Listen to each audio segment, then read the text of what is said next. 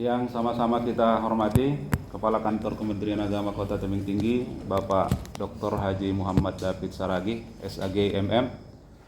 Yang sama-sama kita hormati Kepala MAN Tebing Tinggi, Bapak Haji Samsudin Harahap.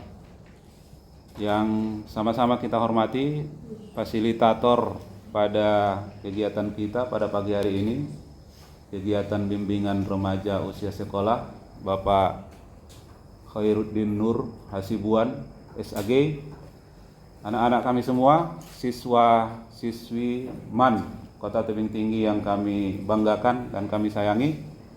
Alhamdulillah, bersyukur kita pada Allah Subhanahu wa taala, pagi hari ini kita bersama-sama bisa hadir di ruangan kelas, salah satu ruangan kelas dari MAN Kota Tebing Tinggi untuk mengadakan salah satu kegiatan dari Kantor Kementerian Agama Kota Tebing Tinggi, yaitu bimbingan remaja usia sekolah.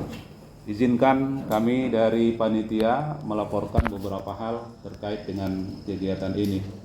Kegiatan ini ada. Bismillahirrahmanirrahim. Assalamualaikum warahmatullahi wabarakatuh. Waalaikumsalam.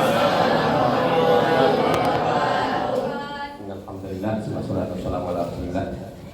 Yang sama kita hormati Bapak Kepala Kantor Kementerian Agama Kota Tebing Tinggi, Kepala Seksi Seksi Binus Islam, dan kita hormati Bapak fasilitator yang sengaja dihadirkan untuk kita bersama di kesempatan ini. Dan yang kami sayangi, kami banggakan anak-anak kami yang tadi saya katakan di halaman, kalian yang terpilih, yang dianggap ya bisa jadi pilihan, kan begitu ya. Yang sudah ditentukan tadi berjumlah 100 siswa, mungkin laki-lakinya ada lagi yang tergabung juga di dalam tim paduan suara, sehingga mungkin ada yang mengikuti acara di sana karena kita mau belajar. Pertama, kita syukur kepada Allah SWT, kita dapat hadir di sini dalam keadaan berpihak, yang insyaallah mengikuti kegiatan yang akan berguna untuk kita. Sembari serahkan kepada Rasulullah, Allahumma sholli wa sallim alaihi. Selanjutnya, kami sebagai tuan rumah yang dipilih MAN Tebing Tinggi mengucapkan terima kasih kepada Bapak Kepala Seksi atau Kepala Kantor, bahwa judulnya pembinaan remaja usia sekolah. Nah, itu artinya sebenarnya bisa saja sekolah sana, gitu. Tapi karena ada kita yang kita dipilih. Tentu kami ucapkan terima kasih, ini sangat bermanfaat untuk kami. Selanjutnya kami sampaikan kepada Bapak Kepala Kantor bahwa yang hadir ini adalah perwakilan dari beberapa kelas yang harapannya nanti informasi-informasi yang mereka serap akan juga menceritakan kepada kawan-kawan sekelasnya, sehingga harapan kita bersama mereka betul berada pada jalur ataupun arah yang benar sebagai generasi yang akan menggantikan kita ke depan. Kemudian kami sampaikan bahwa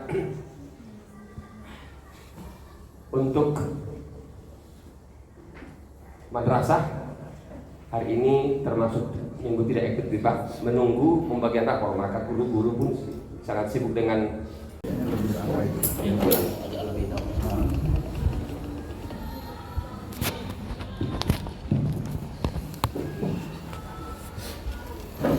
Assalamualaikum warahmatullahi wabarakatuh. Waalaikumsalam warahmatullahi wabarakatuh.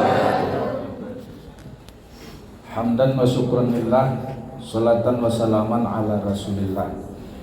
Puji syukur kita kehadirat Allah Subhanahu wa taala yang senantiasa melimpahkan rahmat serta nikmat-Nya kepada kita semua. Yang sampai saat ini kita masih diberi kesehatan, kekuatan, sehingga kita dapat tetap beraktivitas sebagaimana biasanya, khusus kepada anak-anak kami dapat melaksanakan atau mengikuti pendidikannya yang selama ini melalui daring. Alhamdulillah sekarang sudah bisa melalui luring. sehingga pertemuan perkenalan antara anak-anak kami ini semakin dekat dan semakin jelas. Kalau selama ini mungkin mendaftar pun melalui daring sehingga tidak dikenal gurunya langsung, begitu juga guru tidak mengenal siswanya langsung, terlebih-lebih terhadap teman-temannya. Dengan melaksanakan melalui luring, maka saling kenal, menambah saudara, menambah silaturahmi, semakin berpeluang untuk kita semua. Salawat beserta salam kita hadiahkan kepada junjungan kita Nabi besar Muhammad sallallahu alaihi wasallam. Mudah-mudahan kita mendapat syafaatnya di kemudian hari kelak. Amin ya rabbal alamin. Yang sama kita hormati, hadir bersama kita Kepala Seksi Bimas Islam pada kantor Kementerian Agama Kota Tebing Tinggi, Pak Tagor Mulia Siregar.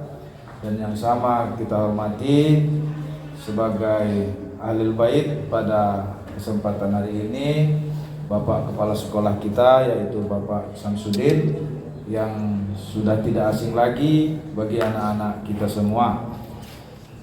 Dan yang sama kita hormati, hadir bersama kita telah hadir yaitu Bapak narasumber kita, yang mana Bapak narasumber sebagai fasilitator dalam kegiatan hal yang seperti ini memang orang yang khusus dan juga orang pilihan. Seperti anak-anak kami hari ini memang dipilih oleh kepala madrasah untuk mengikuti ini, yaitu Bapak Khairuddin Nur.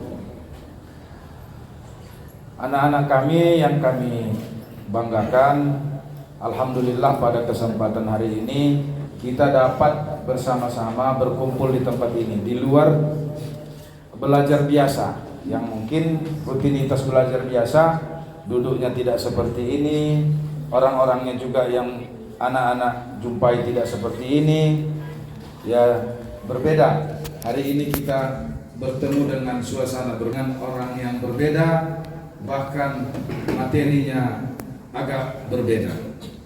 Tapi ini yakinlah pertemuan ini insya Allah akan menjadi manfaat bagi kita, khususnya bagi anak-anak kami untuk masa-masa yang akan datang. Karena bimbingan untuk anak remaja ini sama, yang mana bimbingan ini maksudnya di usia remaja, seperti yang disampaikan oleh Pak Kasih tadi, adalah kaitan dengan pernikahan. Di sini ada belum ya.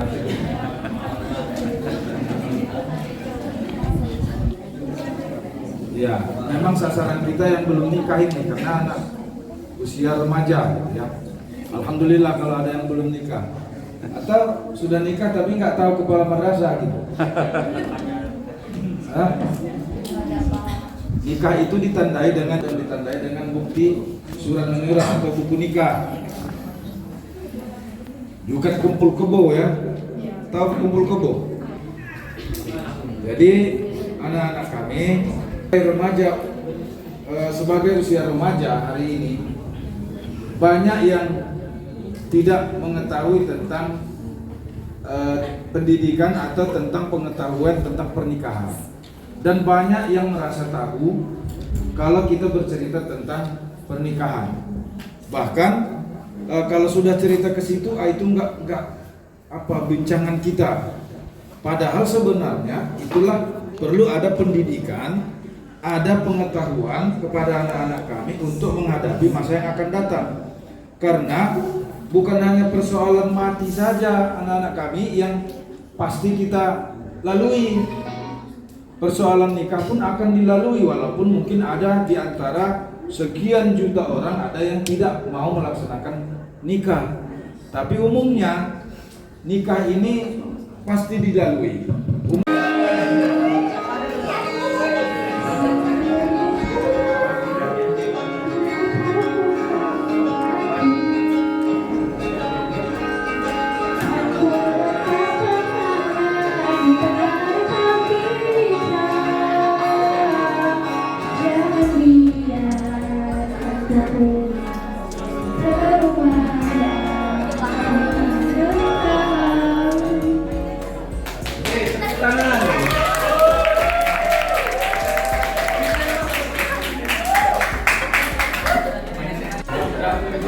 Assalamualaikum warahmatullahi wabarakatuh. Nama saya Fitran Devi dari kelas 12 IPA 2. Saya membacakan hobi dari teman saya. Hobinya ialah bermain bola. Pekerjaannya ialah sudah berteman. Sifatnya menonjol, harmonis.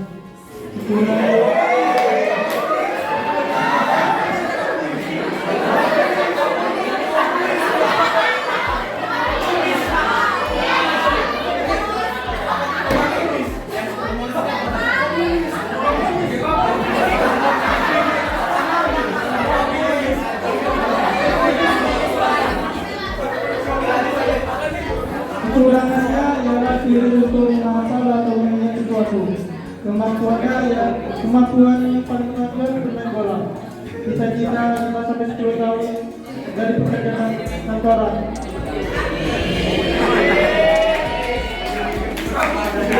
Ada yang mau ditanya? Ada? Ada ya?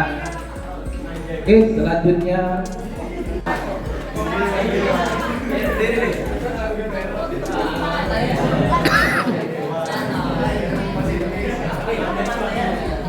Assalamualaikum warahmatullahi wabarakatuh.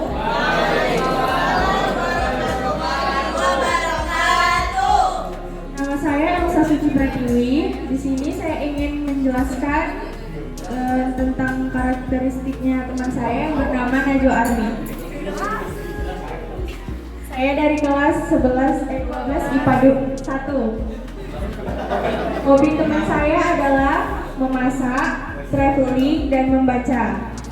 Kelebihannya adalah dapat bersosialisasi dengan baik dan suka mencari hal-hal baru. Sifat yang paling menonjol dari dia adalah ramah. Kekurangannya adalah tidak stylish, privacy on medsos, dan pelupa akun. Kemampuannya adalah masak. Dan cita-citanya 5-10 tahun ke depan adalah menjadi dosen, insya Allah dari kami. Amin.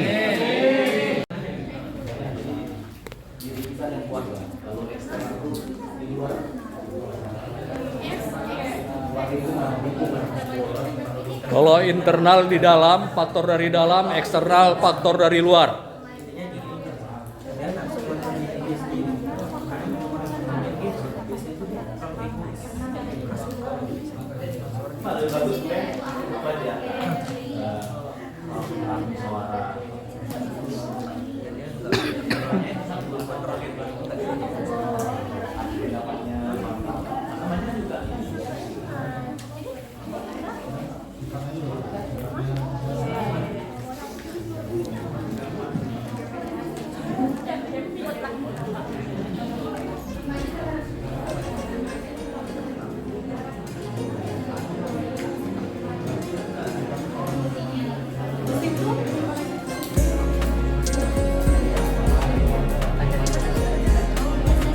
Waktu 15 menit.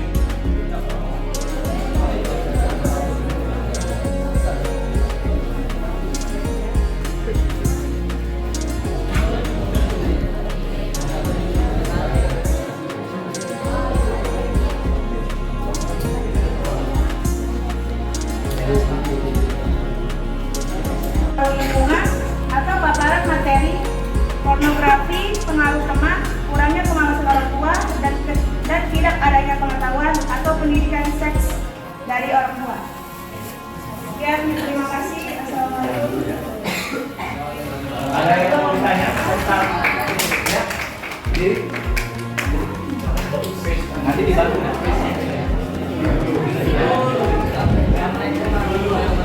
Waalaikumsalam. Perkenalkan, nama saya Muhammad Zain. Iya ya. Saya dari Kelompok 11. Saya mau bertanya bagaimana jika kedua belah pihak saling mau. Terima kasih.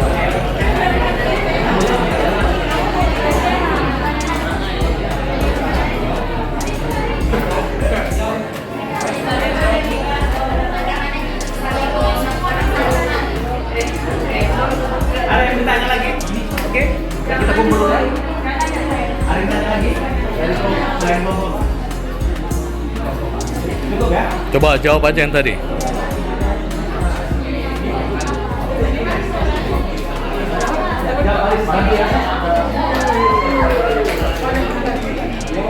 Assalamualaikum warahmatullahi wabarakatuh.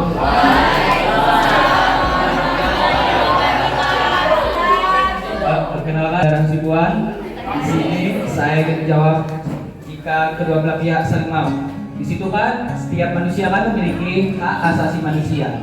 Dia kan juga punya hak kan. Kalau dia haknya dia mau, kan berarti kan saling berdua itu punya hak juga kan, sama asas ya kalau orang itu saling mau gitu. Tapi kok kita sebagai masyarakatnya kita pun harus bisa memberikan sikap dan arahan yang baik kepada kedua belah pihak tersebut. Sekian, terima kasih. Kami dari kelompok Montong ingin bertanya mengenai faktor internal yang mengenai menahan emosi. Faktor apa yang upaya apa untuk mengontrol emosi tersebut? Nah, kita lihat.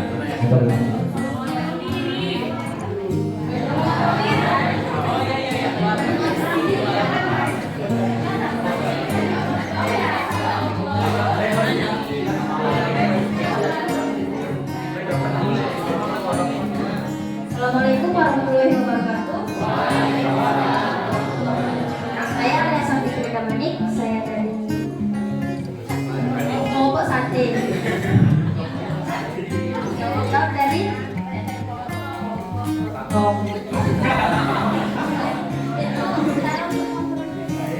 supaya untuk mengontrol diri itu kita bisa membaca Al-Quran, mendekatkan diri kita kepada Allah dan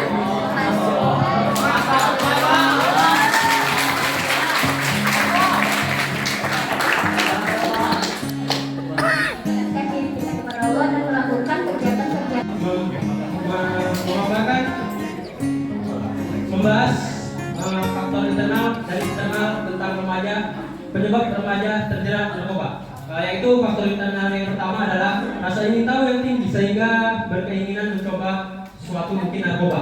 Yang keduanya berkeinginan untuk bersenang-senang. Yang ketiga memiliki keluarga yang tidak utuh atau bercerai. Yang keempatnya keinginan untuk mengikuti gaya hidup terbaru.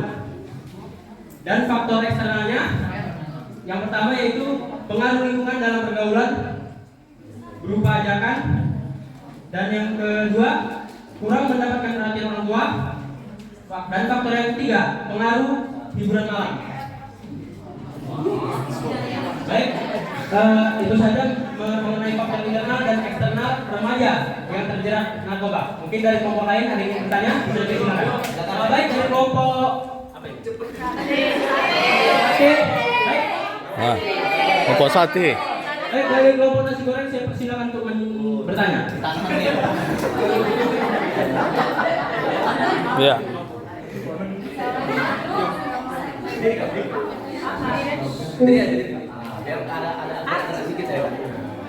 Assalamualaikum warahmatullahi wabarakatuh.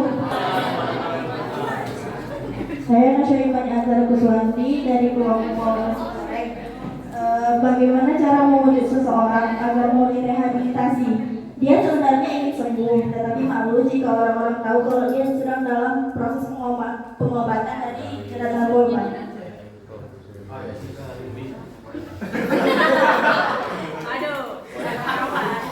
Gak apa-apa, dibantu kawan yang lain bisa. Jelaskan lagi biar paham kawan yang lain. Bagaimana cara membujuk seseorang agar mau direhabilitasi? Sebenarnya dia mau direhabilitasi, cuma dia malu kalau dia tuh tahu sama orang-orang kalau dia sedang dalam proses pengobatan dari obat-obatan narkoba.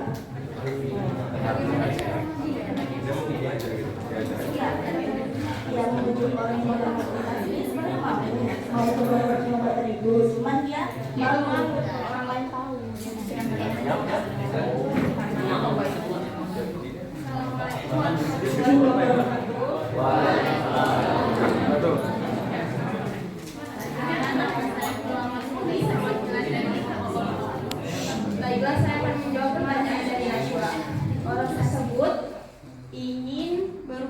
kan keinginan dirinya sendiri kan, tanpa ada ajakan dari siapapun itu. Nah, kalau untuk itu kayaknya nggak perlu dibujuk, karena pasti dia mau berubah karena dia tahu keburukan atau faktor-faktor yang terjadi ke depan itu gimana. Kalau dibujuk itu berarti dia belum mau dari keinginan dirinya sendiri, makanya harus dibujuk gitu. Kalau dibujuk pasti udah pasti belum dari keinginan dirinya sendiri. Kalau dari keinginan dirinya sendiri kan kita nggak perlu bujuk, pasti dia bakal mengajukan dirinya sendiri gitu. Entah pun dia yang ke rehabilitasi itu sendiri tanpa siapapun itu, Pak, izin orang tuanya atau siapapun itu. Cukup sekian pembahasan dari saya. Boleh tanggapi lagi? Sebenarnya dia ingin sembuh, dia mau menjalani pengobatan itu, cuma dia malu kalau dia tuh sedang menjalani pengobatan itu gitu. Jadi dia mau untuk rehabilitasi, karena dia malu kalau orang-orang tahu kalau dia sedang menjalani pengobatan itu.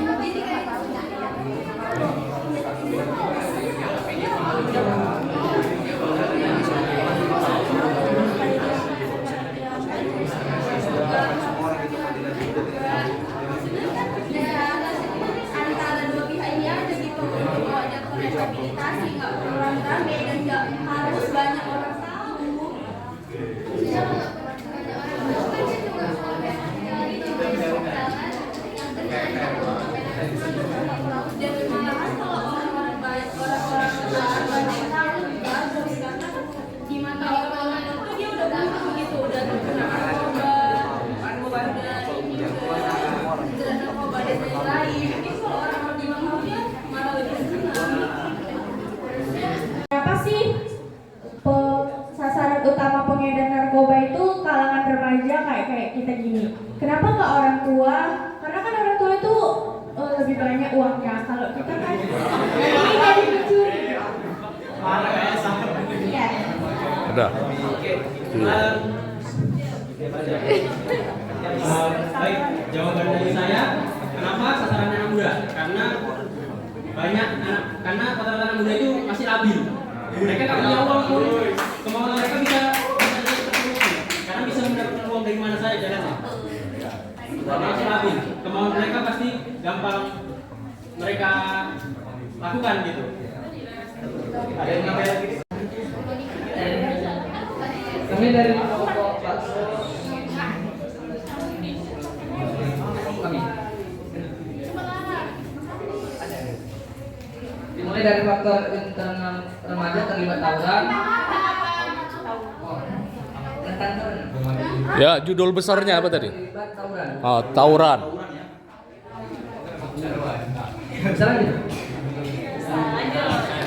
Faktor internal remaja terlibat tawuran. Yang pertama itu sifat remaja yang merasa dirinya lebih hebat dari yang lain. Lanjut yang kedua, tidak mampu mengontrol emosi, memiliki sifat pendendam, mencari perhatian karena kurangnya kasih sayang dari keluarga, serta kurangnya ibadah dan lemahnya iman. Yang kedua itu faktor eksternal remaja terlibat tawuran. Yang pertama, kurangnya pengawasan dari orang tua, ajakan atau paksaan dari teman, adanya adu domba antar kelompok, sifat untuk diri masing-masing kelompok, dan merasa direndahkan oleh kelompok lain. Sekian dari kami. Baik, terima kasih untuk kelompok yang sudah bertanya. Mungkin untuk pertanyaan pertama akan dijawab oleh teman kami. Kepada Naswa dipersilakan.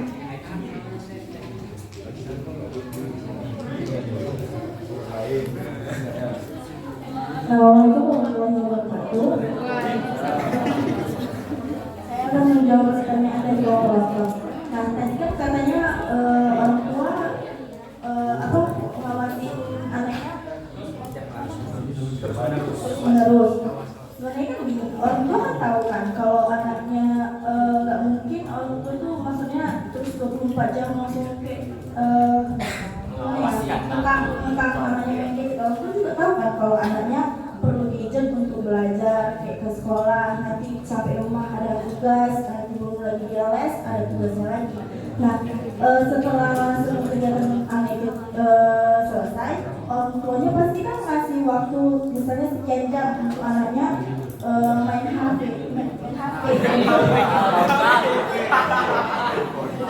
Di luar dari jam belajarnya dia dikasih kesenggangan waktu, misalnya batasnya itu paling lama jam 10 jam 11. Berarti setelah itu misalnya tugas-tugas dia udah selesai nih, ya udah berarti dia dikasih kebebasan sama orang tuanya untuk main HP. Ya setelah itu ya udah jamnya, ya sesuai jamnya kalau punya itu ya tidur seperti maksudnya.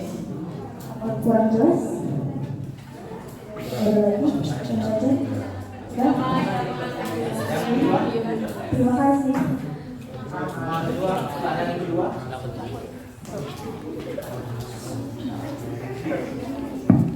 Baik, untuk pertanyaan kedua dari kelompok Bakso akan saya jawab. Tadi mengenai bagaimana cara kita agar tidak kecanduan HP tapi kita tetap bisa up to date dengan berita sekarang.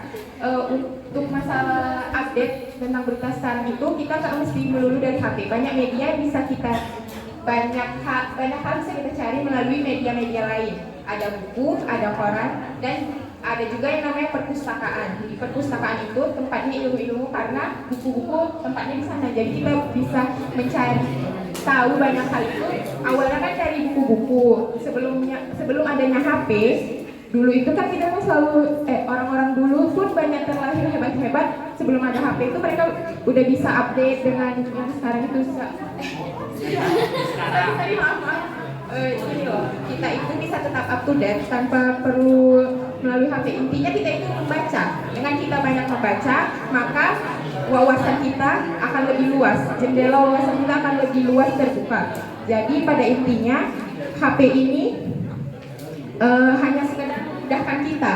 Yang tadinya kita harus mungkin bawa barang banyak, kayak buku banyak, tapi dengan adanya HP ini dia lebih diperkecil karena kan di HP itu kayak udah ada Google, jadi apa-apa itu nggak perlu lagi nyari di buku satu-satu. HP ini itu hanya alternatif yang mempermudah kita. Pada intinya tetap buku yang harus kita baca gitu. Sekian, terima kasih. Mohon maaf apabila kurang jelas penyampaian saya. Kami dari kelompok PP ingin mempresentasikan hasil diskusi kami mengenai tentang remaja terlibat pembulian. Penyebab dari remaja terlibat pembulian yang pertama ada faktor internalnya, yaitu karakteristik kepribadian seperti adanya rasa pemalu, rasa tidak peduli sosial, dan lain-lain.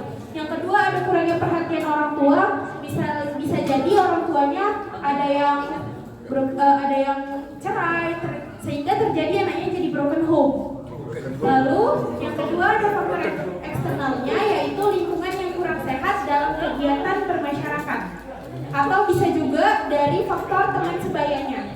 Dampak dari remaja terlibat pembulian ini ada timbulnya rasa malas dan takut untuk bersosialisasi kepada masyarakat.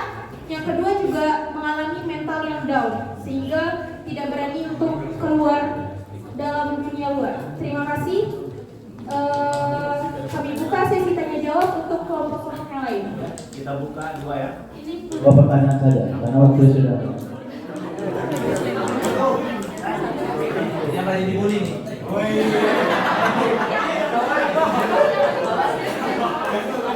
Kami persilakan dari kelompok Bakso untuk Saya dari kelompok Bakso ingin bertanya, bagaimana jika seorang korban bully itu dia tidak menampakkan dirinya bahwasanya dia dibully, tapi bagaimana ciri-cirinya yang dapat kita ketahui? Cara mengetahui. Oke, terima kasih kepada kelompok Bakso. Lagi pertanyaan. Bukan satu pertanyaan.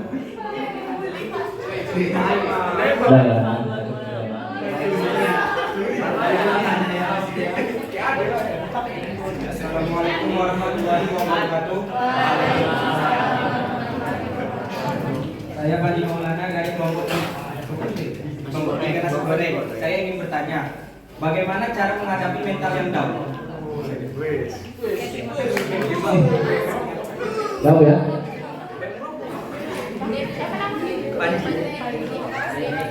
Bantu kawannya kalau ada yang mau bantu. Bantu ya. Saya akan menjawab pertanyaan dari kelompok bakso.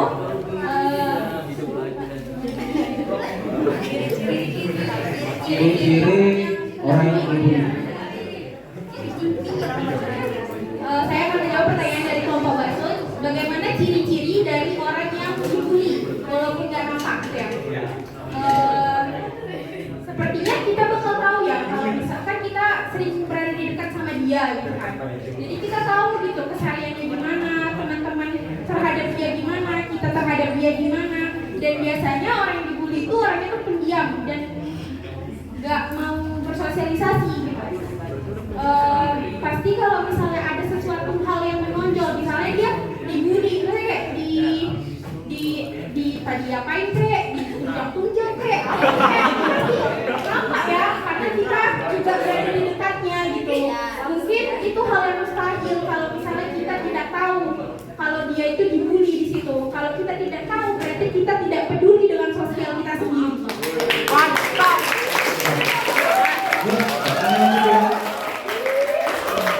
Oke, lanjut pertanyaan kedua yang akan dijawab oleh teman saya. Untuk menghadapi aspek yang mana? Assalamualaikum warahmatullahi wabarakatuh. Jadi saya akan menjawab pertanyaan dari kelompok nasi goreng. Tadi pertanyaannya bagaimana cara menghadapi mental down. Nah, jadi kalau kita tuh misal di satu lingkup kita itu memiliki teman yang memiliki mental down. Caranya yang pertama, selain kita harus rajin memberikan pendapat ke dia, terus rajin mengingatkan dia untuk lebih rajin lagi beribadah supaya dia itu hatinya selalu tenang. Nah, kalau itu tadi kan secara keagamaan, ya berinteraksi secara keagamaan. Kemudian kalau misalnya kita udah mengingatkan dia tentang keagamaan, kita harus menarik dia untuk ikut bersosialisasi ke lingkungan yang auranya itu positif. Jadi dia itu bisa melupakan mungkin dulunya dia pernah dibully atau dulu dia pernah mengalami sesuatu yang membuat mentalnya itu rusak, entah dari broken home dia. Jadi hal-hal yang membuat dia takut untuk bersosialisasi itu bisa terlakukan dari dia bersosialisasi bersama teman-teman yang lain. Dari saya, assalamualaikum warahmatullahi wabarakatuh. Terima kasih. Tutup ya. Tutup.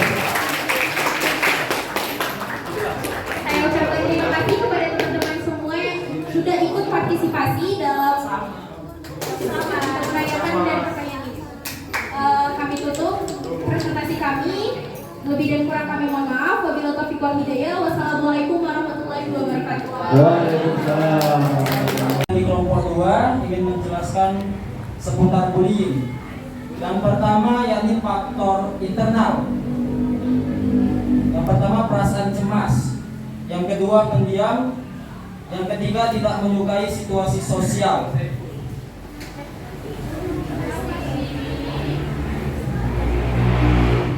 Kebanyakan anak yang pendiam itu biasanya berasal dari keluarga yang broken home. Teman-teman tahu nggak apa itu broken home? Broken home itu kita bilang dalam keluarganya itu tidak ramah gitu ya kan. Dari faktor keluarga korban bullying karena kurang kasih sayang oleh orang tuanya. Faktor teman sebaya tidak dimasukkan tadi ya kan. Faktor teman sebaya itu dari temannya sendiri dan suka mengejek terus menerus.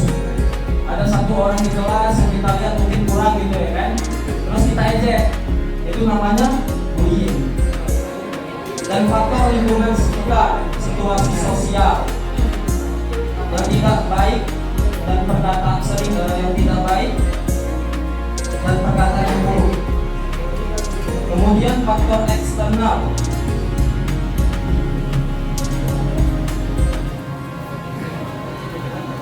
Yang pertama dari keluarga. Dari hasil penelitian bahwa anak korban bullying merasakan takut untuk bercerita ke keluarganya, atau pola komunikasi antara anak dan orang tua yang sangat kurang.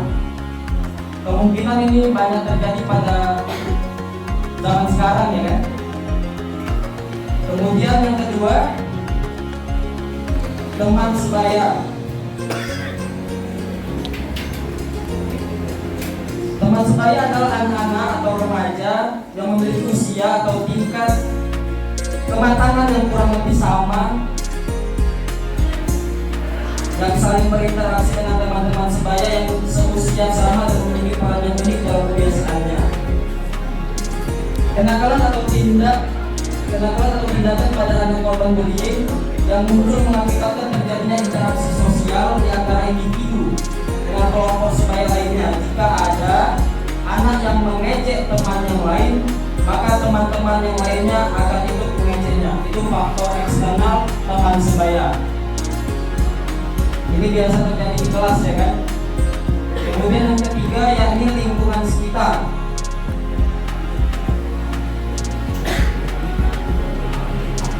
Lingkungan sekitar atau lingkungan sosial merupakan interaksi atau hubungan kemasyarakatan yang memiliki keterkaitan erat dengan kehidupan sehari-hari. Menurut Sukmadinata, bahwa lingkungan sekitar atau masyarakat adalah di mana warga memiliki latar belakang pendidikan yang cukup. Terdapat lembaga-lembaga pendidikan dan sumber belajar yang di dalamnya akan memberikan pengaruh-pengaruh terhadap semangat dan perkembangan anak. Hasil penelitian menunjukkan bahwa ada faktor eksternal dan terjadinya bullying, yaitu faktor dari lingkungan sekitar. Karena di lingkungan sekitar masyarakat masih ada yang melakukan kekerasan, maka anak-anak yang melihatnya akan meniru, akan mencontoh tindakan yang tidak baik tersebut. Mungkin ini saja yang dapat saya sampaikan, lebih dan kurang saya mohon maaf. Wabillahi taufiq wal hidayah. Assalamualaikum warahmatullahi wabarakatuh.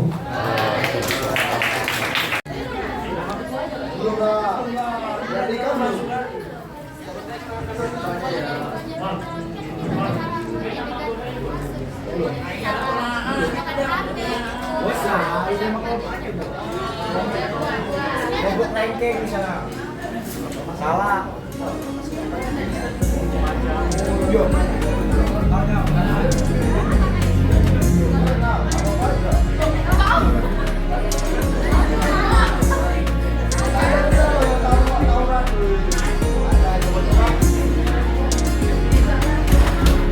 Udah ada yang siap? Ya, start. Sana yang kelompok dua udah ya.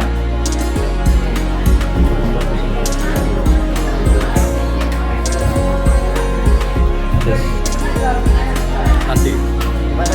Nanti letak lengket di sana.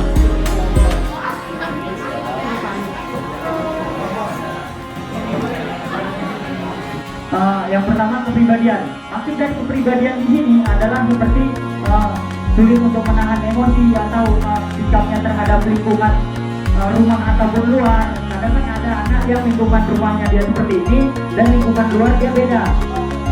Kemudian lingkungan keluarga, lingkungan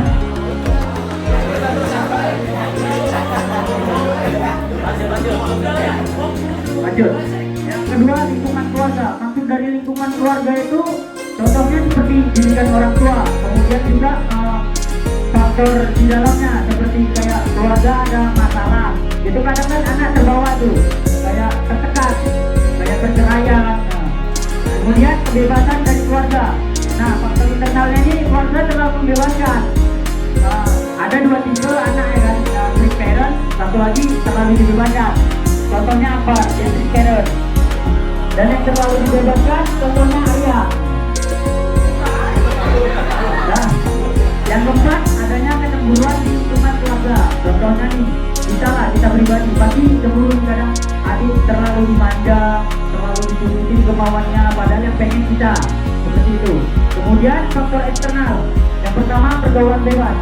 Seiring perkembangan zaman kita tahu pergaulan bebas di sini itu makin dibebaskan.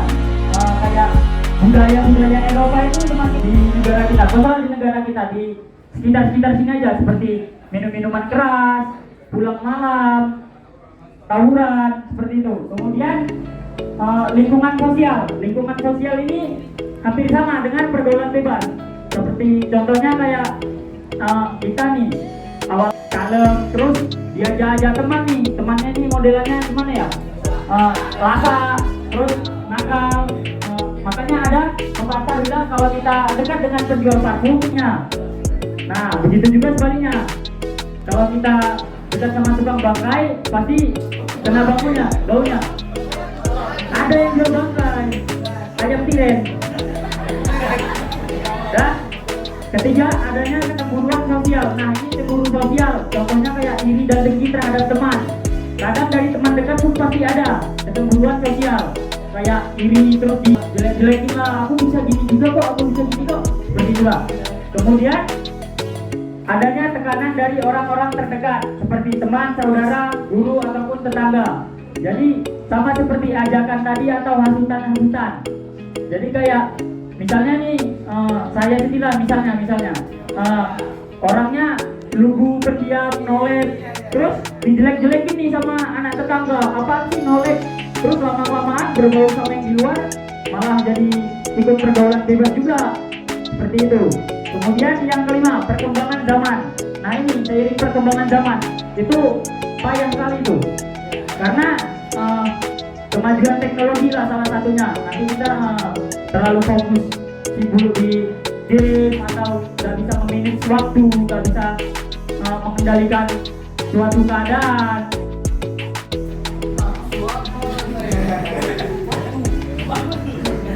Dan kemudian yang terakhir, tidak adanya batasan dalam pergaulan. Nah itu, tidak adanya batasan dalam pergaulan. Banyak nih di zaman sekarang pergaulan itu nggak pandang bulu atau nggak pandang gender. Kadang cewek sama laki-laki itu sampai mana-mana barengan, main-main itu terlalu dekat. Memang nggak pacaran tapi terlalu dekat gitu kan. Jadi kan kesannya kayak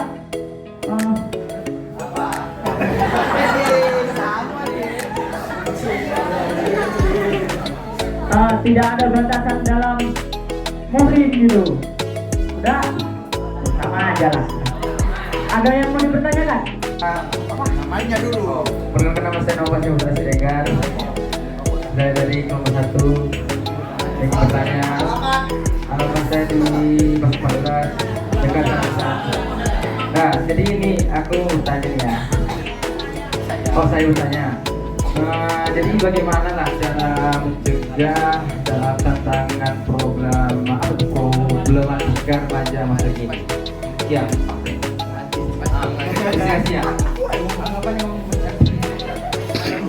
Nah, ini bakal dijawab sama Abang Daisan. Oke, silakan ya. Nanti ini ya, kelompoknya saling membantu ya. Bismillahirrahmanirrahim. Di sini saya akan membantu teman saya Iqbal untuk menjawab pertanyaan dari saudara Novan. Pertanyaannya mencegah problem matematika remaja masa kini, ya.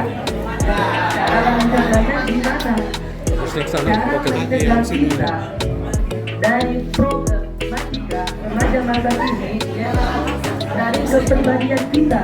Maksud dari kepribadian adalah kita punya kemampuan yang kita perdalam, kita kejar, kita dapatkan sesuai dengan keinginan kita.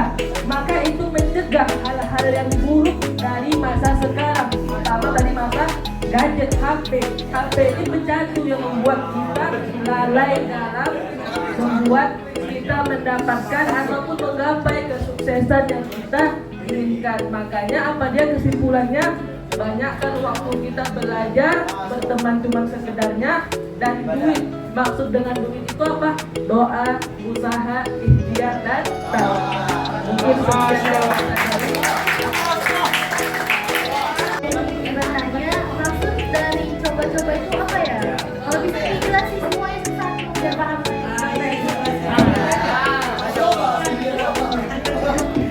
Kelompok 3 mewakili untuk menjawab coba-coba itu maksudnya apa? Ya, coba-coba ya. Coba. Mana kelompok 3? Kelompok 3 ayo jawab. Ya. Jawab aja apa yang ada di unek-unek ya. Coba-coba. Tidak memberikan pengertian, tetapi maksudnya bisa memberikan contoh. Memberikan contoh, coba-coba itu maksudnya apa? Perbandingan. Aduh, apa?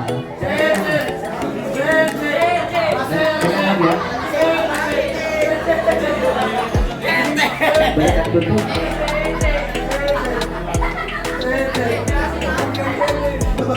Ya. Untuk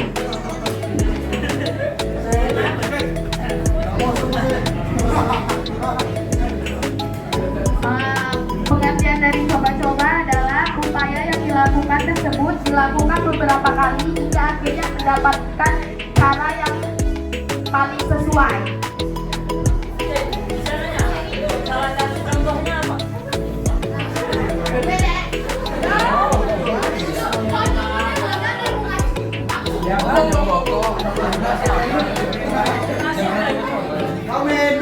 Contohnya udah rokok.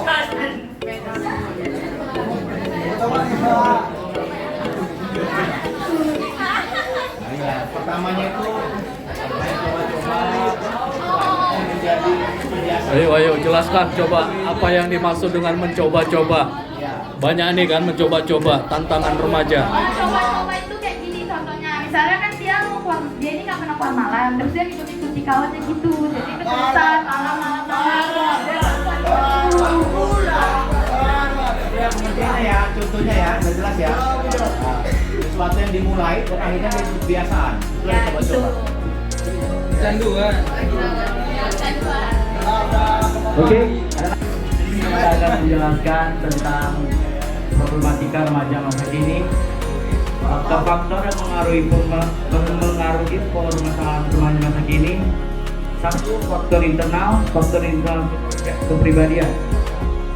Saya sendiri orangnya emosian. Saya emosian ya.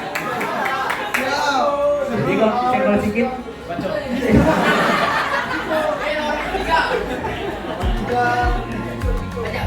ya, yang kedua faktor status dan peranan dalam keluarga.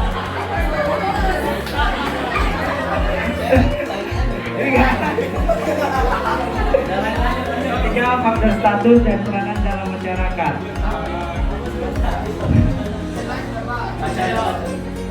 Yang kedua, faktor eksternal.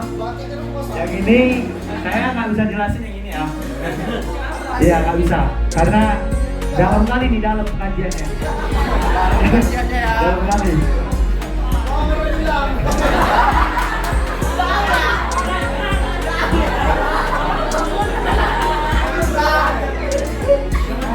Ya, yang kedua pengaruh teman dan tindakan tenaga pendidik di lingkungan sekolah. Apa? Ilmu agama. Ini ilmu agama yang terlalu minim. Ya kita harus masuk agama. Kalau maksudnya masuk kelas agama, nggak tahu.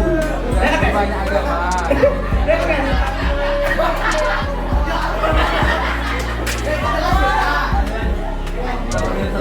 Ini yang keempat, kebebasan yang berlebihan. Saya alhamdulillah dikasih keluar dari rumah ya.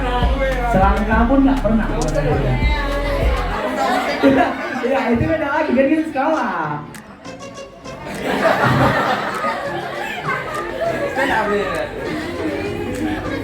Yang keempat, pengaruh dari kontak sosial di lingkungan masyarakat. Yang kelima. Empat. Nah, ada yang mau bertanya? Ini sesi bertanya ya. Ada yang menanggapi atau saran atau bertanya? Silakan dari kelompok 2, 3, 4. Berarti udah paham semua ya? Udah paham semua ya? Ada yang bertanya satu lagi. Yang kedua dari eksternal, pengaruh teman dan tindakan tenaga pendidik. Yang mau ditanya itu tindakan tenaga pendidik itu maksudnya gimana? Oke. Bantu kawannya kok bisa. Bantu.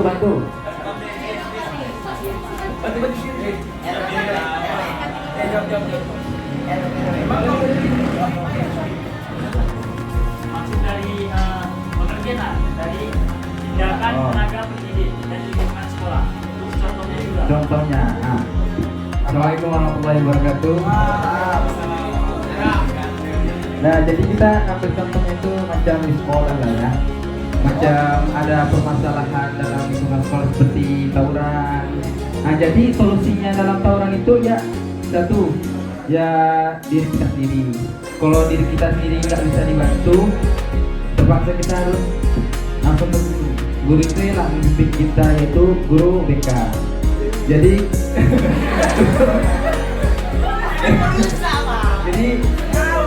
kalau kita sendiri nggak bisa mengatur diri kita sendiri, bakalan hancur karena semua itu tergantung diri kita sendiri. Dan kalau tidak bisa lagi dibantu ya BK lah, langsung kita masukkan konseling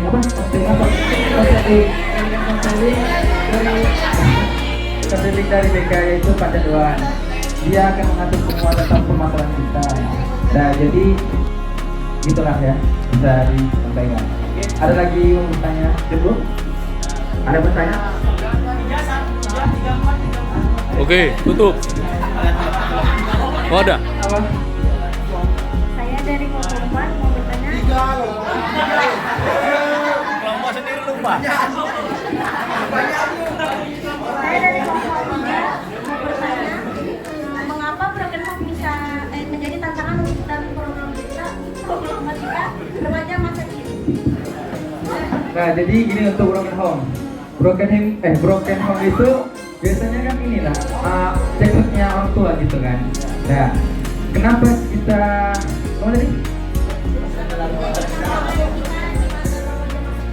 karena yang mengatur kita semua itu dari awal, dari kecil itu ya orang tua. Kalau orang tua sudah berantakan aja juga bakal berantakan. Kayak gitu. Ya.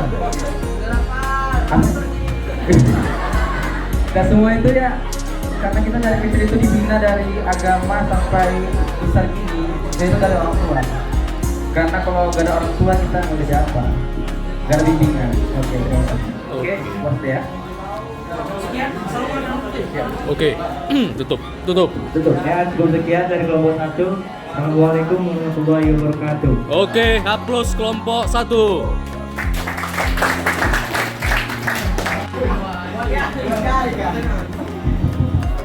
Assalamualaikum warahmatullahi wabarakatuh. Saya Radepan Rasul Sudion. Saya mewakili hasil presentasi kami dari kelompok 4, yaitu tentang tantangan dan masalah remaja pada masa kini. Bagi internalnya itu tidak percaya diri. Maksud tidak percaya diri itu kita tidak ada jiwa kepemimpinan, tidak ada rasa ingin maju. Itu tidak percaya diri itu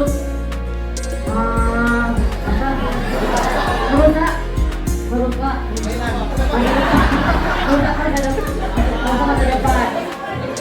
Yang kedua, kurang antusias dalam pembelajaran.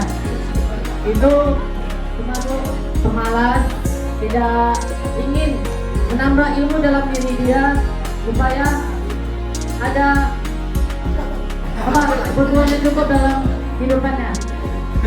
Itu yang ketiga, tidak pandai dalam mengatur waktu.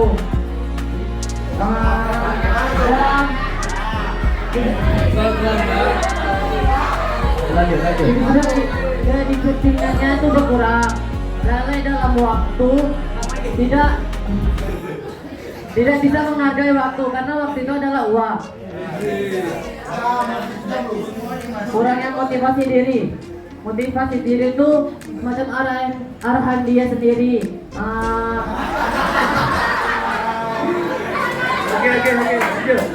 Tidak ada kebutuhan dalam diri dia itu untuk kesehatan mental remaja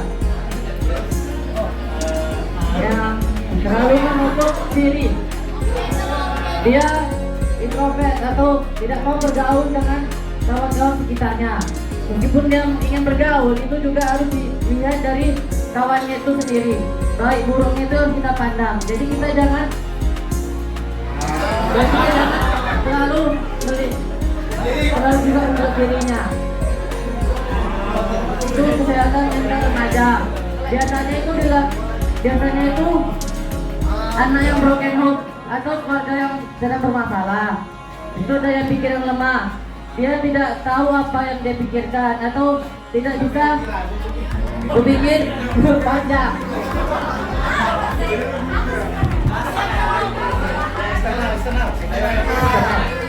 Bagian eksternal, sentuhan narkoba.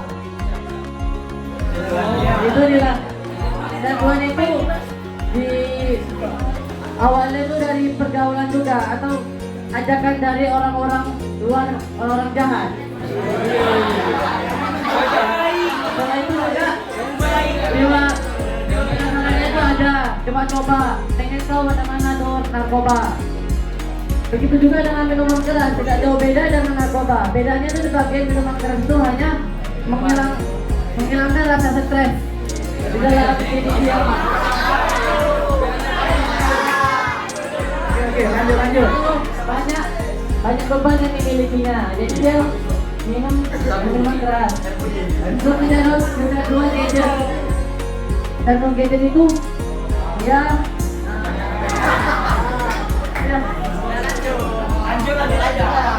tidak mengenal waktu dan menghabiskan waktunya untuk bermain handphone. Misalnya dia bermain game, nah itu dalam gadget itu tidak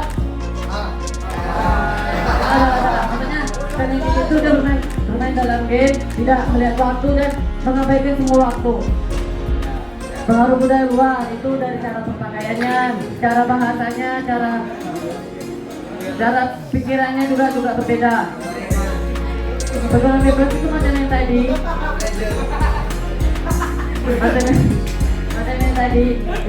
tidak bebas.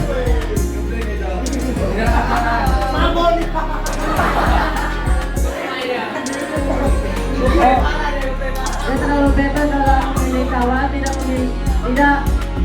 tidak memilih untuk bergaul yang bagus. Jadi dia akan memilih teman yang cocok buat dia, lanjutlah dia sampai rusak diri sendiri. Dan sekian dari kami. Assalamualaikum warahmatullahi wabarakatuh. Kalau ada yang menanggapi atau tidak secara tanya. Dua, pengaruh lingkungan. Tiga, kurangnya ketegasan pada diri sendiri. Selanjutnya, faktor internal. Satu, menyebabkan kelemahan mental. Dua, lemahnya pola pikir akibat hal negatif dari gadget. Tiga, tingkat sensasi yang rendah dan kontrol diri yang rendah. Yang dari kami. Silakan ditanya. Ya, silakan kelompok masing-masing mau ingin bertanya tentang gadget, silakan. Ya, atau mau ditambahi daripada faktor internal dan eksternal tadi.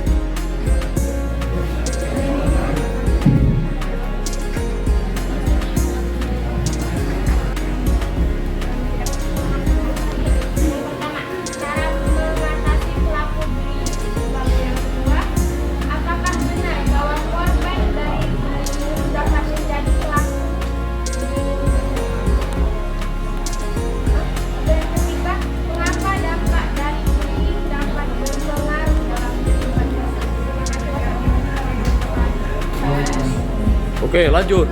Yang kedua. Bagaimana kok dia kita ngebully dia karena dia diem gitu. Saya kita udah coba ngomong gitu. Orang itu paling diem begitu gimana caranya? Gereja juga itu. Oke. Jawab Rehan.